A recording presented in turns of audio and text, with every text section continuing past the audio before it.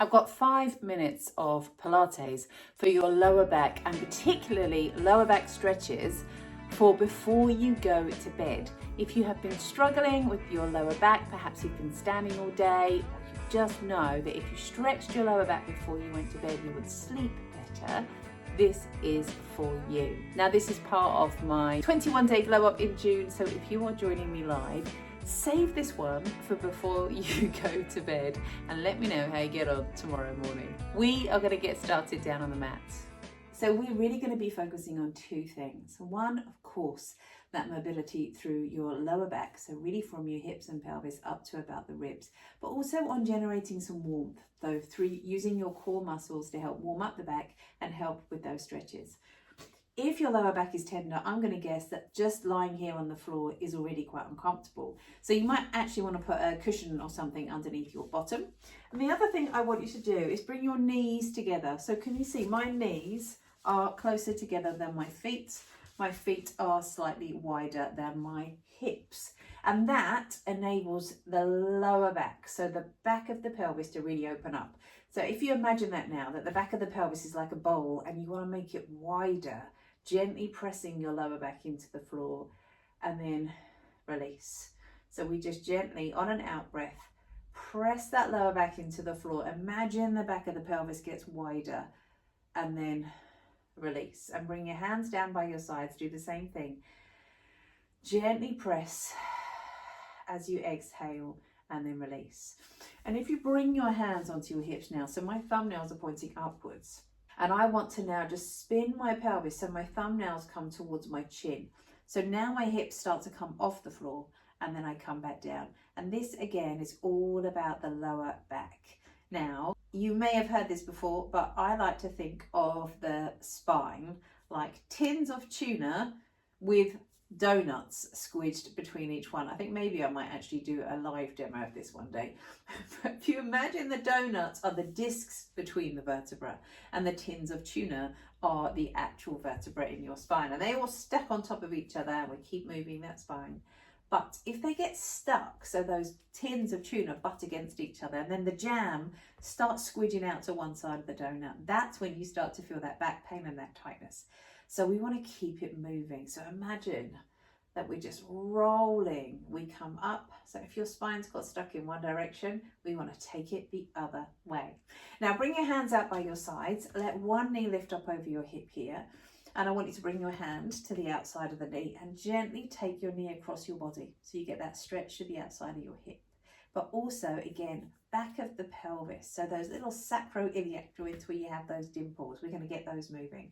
Bring that knee down, bring the other knee up, let the knee come across your body and ease that leg across you. Stretch out here and then back down. And then I want us to just get a little bit more movement through the back. So can you stretch the arms up, lengthen the leg out, and then bring your knee in, hug that knee in towards you. So we're going to breathe in, stretch out, and breathe out, hug your knee in, and do the same thing on the other side. Breathe in, stretch out. Exhale, bring your knee in. Breathe in, stretch out. Exhale, bring the knee in. And then just roll over onto your side. Now, some people find twists quite difficult. Sometimes it back kind of grabs as you do it. So if you do it on your side, it generally is a bit more controlled. So your knees come in, your hands come forwards. And I want you to start by just reaching your hand in, and then we're going to breathe in, open up through your chest and just stretch out. Let your shoulders come down to the floor and slowly come back through the other way. Now you can make this deeper by bringing your hand to the outside of the knee. So we open up and we come back through. And let's just come to your side, to your forearm.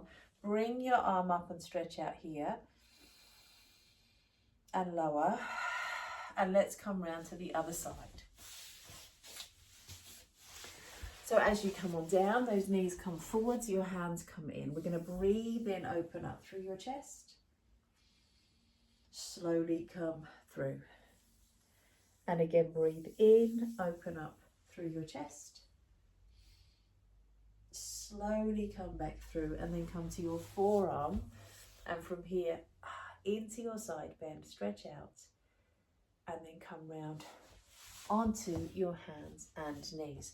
So from your hands and knees, we're going to just circle round, forwards into your shoulders, back into your hips. This is just really nice, she says, with those hips clicking.